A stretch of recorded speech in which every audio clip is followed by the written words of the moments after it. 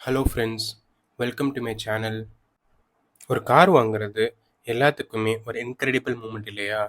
அப்படிப்பட்ட காரை வாங்குறதுக்கு முன்னாடி என்னென்ன செக்லிஸ்ட் நம்மளுக்கு தேவை அப்படிங்கிறத தெரிஞ்சுக்கலாம். அதை ரெடி பண்ணிட்டு அதுக்கப்புறம் ஷோரூம் போனால் நம்மளுக்கு ஒரு ப்ராப்பரான ஒரு கிளாரிட்டி கிடைக்கும். வாங்க பார்க்கலாம். Number one, budget.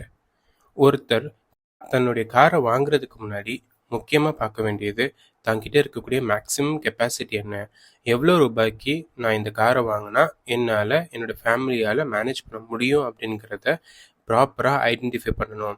தன்னால் முடியாத அளவுக்கு ஒரு பட்ஜெட்டில் காரை வாங்கிட்டு பின்னாடி கஷ்டப்படுறதை விட தனக்கு எவ்வளோ முடியுங்கிறத ப்ராப்பராக அனலைஸ் பண்ணிட்டு அதுக்கப்புறமேலு அதுக்கு ரிலேட்டடான காரை பார்க்கணும். நீங்கள் வந்து ஃபுல் பேமெண்ட்டை கட்ட போகிறீங்களா, இஎம்ஐயை கட்ட போகிறீங்களா அப்படிங்கிறத ப்ராப்பராக டிசைட் பண்ணுங்கள். ஃபுல் பேமெண்ட்டை கட்ட போகிறீங்க அப்படின்னா வெல் அண்ட் குட். ஒருவேளை இஎம்ஐயை கட்ட போகிறீங்க அப்படின்னா உங்களால் மந்த்லி இன்ஸ்டால்மெண்ட் எவ்வளோ கட்ட முடியும் அப்படிங்கிறத ப்ராப்பராக ஐடென்டிஃபை பண்ணுங்கள்.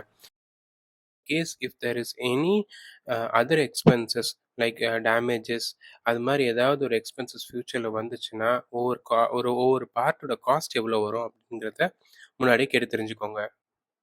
செகண்டு நம்ம பார்க்க வேண்டியது புது கார் வாங்க போகிறீங்களா, பழைய கார் வாங்க போகிறீங்களா அப்படின்னு தான். ஒரு புது கார் எப்பயுமே ஷோரூம்லேருந்து வெளியில் வரும்போது எல்லாமே ப்ராப்பராக ஃபேக்ட்ரி அவுட்லெட் ப்ராடக்டாக வரும். அதுவே ஒரு பழைய கார் ஒரு ஆல்ரெடி யூஸ்டு கண்டிஷனில் வியர் அண்ட் டியரோட தான் வரும்.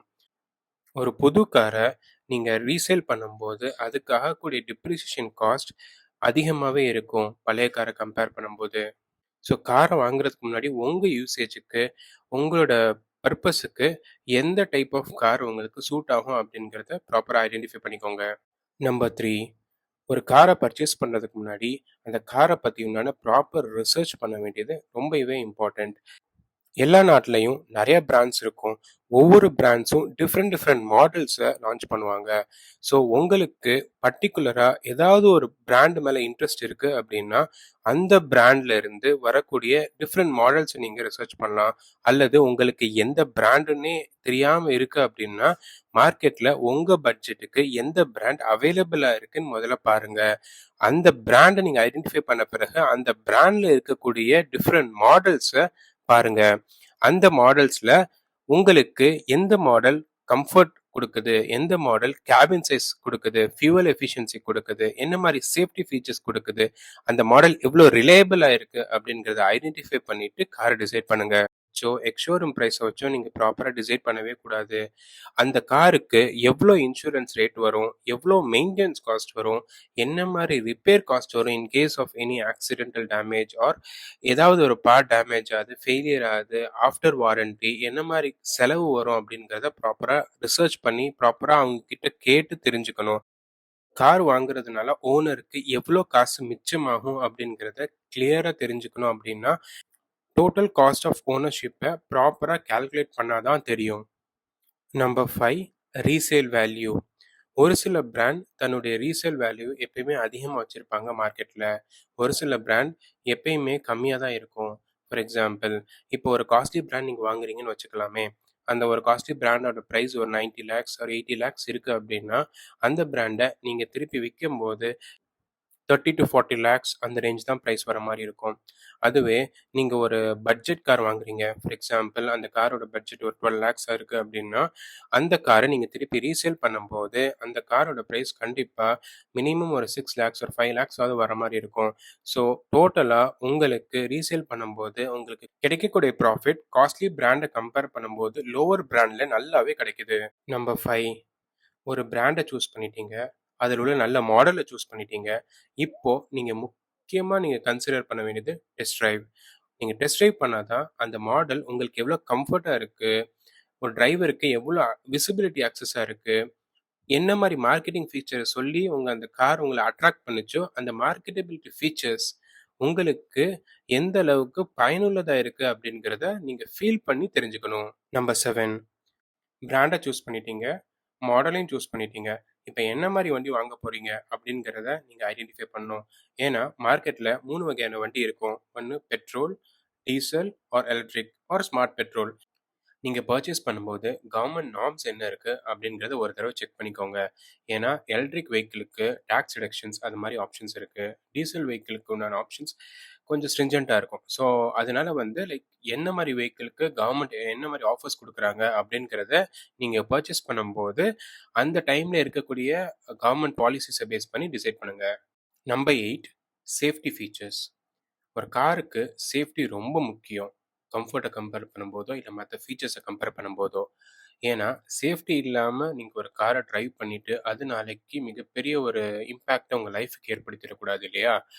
ஸோ, சேஃப்டிய பொறுத்தவரைக்கும் குளோபலா நம்மளுக்கு வந்து நெறைய எவாலுவேஷன் சிஸ்டம்ஸ் இருக்கு.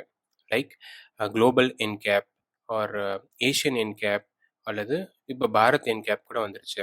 ஸோ என்கேப்னா என்னன்னா, like new car assessment program. இது வந்து ஒரு ஒரு புது கார வந்து நம்ம வாங்குறதுக்கு முன்னாடி, அந்த கார் வந்து என்ன மாரி இம்பாக்ட்டுக்கு ரெசிஸ்டன்ஸ் குடுக்குது? ஒரு கார் வந்து ஒரு ஆக்சிடென்ட் ஆகுது அப்படின்னா, அந்த பேசஞ்சர்ஸ வந்து அந்த கார் எப்படி புரொடெக்ட் பண்ணுது? அப்படிங்கிறதுக்கு உண்டான ஒரு டெஸ்ட் தான் இந்த என்கேப். அந்த என்கேப்ல வந்து அந்த காருக்கு வந்து 1ல இருந்து 5 வரைக்கும் ரேட்டிங்ஸ் குடுப்பாங்க. ஸோ நீங்க வாங்க போற கார் வந்து என்ன ரேட்டிங் இருக்கு? அப்படிங்கிறத வந்து கிளியரா அந்த டீலர்ட்ட கேட்டு தெரிஞ்சுக்கோங்க. நெறையா டீலர்ஸ் என்ன சொல்லுவாங்கன்னா, கார் என்கேப் டெஸ்டிங் போயிருக்கு. ஆனா, இன்னும் ரேட்டிங் வரலன்னு சொல்லுவாங்க. ஆனா, அந்த காரோட ரேட்டிங் என்னன்னு டீலர்ட்ட கேட்டாலுமே, ஒரு தடவ நீங்க Googleலயோ, அல்ல அந்த கம்பெனி வெப்சைட்லயோ நீங்க செக் பண்ணிக்கோங்க. அதான் உங்களுக்கு வந்து ஒரு பெட்டர் கிளாரிட்டி கிடைக்கும். Number 9 insurance cost.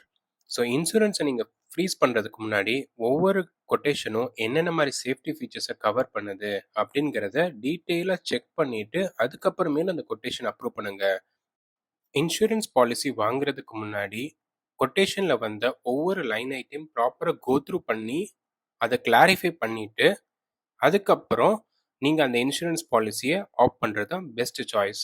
இல்லாட்டி, ஒரு சில இன்சூரன்ஸ் கம்பெனி கம்மி விலைக்கு கொட்டேஷன் குடுப்பாங்க. ஆனா, அவங்க நெறைய ஏரியா கவர் பண்ணியிருக்க மாட்டாங்க. அது பின்னாடி நீங்க ஒரு இம்பாக்ட் ஆனதுக்கு அப்புறமேலு கிளைம் பண்ணும்போது, "ஓ! இதெல்லாம் நம்ம கவர் பண்ணலையோ!" அப்படின்னு பின்னாடி வருத்தப்படுறதுக்கு முன்னாடியே ப்ராப்பரா செக் பண்றது நல்லது. Number 10 warranty coverage. ஸோ ஒரு கார வாங்கும்போதே, அந்த கார்ல என்னென்ன ஐட்டம் காரோட வாரண்டிலயே வரும், எத்தன வருஷம் வரும் அப்படின்னு டீட்டெயிலாவே இங்க குடுத்துருவாங்க. ஸோ நீங்க ஒரு ரீட்டெயிலர்ட்ட நீங்க கார வாங்குறதுக்கு முன்னாடி என்னென்ன ஐட்டம் உங்களுக்கு வந்து வாரண்டி கவரேஜ் ஆகும் அப்படிங்கிறத கிளியரா தெரிஞ்சுக்கோங்க. நாளைக்கு வாரண்டி கிளைம் பண்ணும்போது, இந்த ஐட்டம் என்னால கிளைம் பண்ண முடியாது. இது வாரண்டில வராது அப்படின்னு சொன்னாங்க அப்படின்னா, அந்த டைம்ல அவங்க முன்னாடியே சொன்ன ப்ராப்பரான அந்த டேட்டாவ பேஸ் பண்ணி அவங்க கிட்ட நீங்க வந்து நெகோஷியேட் பண்ணலாம். அதோட நீங்க கார் வாங்கும்போதே, டீலர்ஸ்ட்ட ப்ராப்பரா நெகோஷியேட் பண்ணி, என்னென்ன மாரி ஆஃபர்ஸ் நீங்க தருவீங்க, என்னென்ன மாரி அடிஷனல் வாரண்டி நீங்க தருவீங்க அப்படின்னு அவங்க கிட்ட கேட்டு, அந்த மாரி ஆஃபர்ஸ நெகோஷியேட் பண்ணி வாங்கிக்கோங்க. And that's it for today. Thank you for வாட்சிங். இது போல வேற எந்த கன்டென்ட்ட பத்தி நீங்க தெரிஞ்சுக்கணும்னு ஆசைப்படுறீங்க அப்படின்னு கமெண்ட்ல டைப் பண்ணுங்க. உங்களுக்கு இந்த வீடியோ புடிச்சிருந்தா லைக், ஷேர் அண்ட் சப்ஸ்கிரைப் பண்ணுங்க.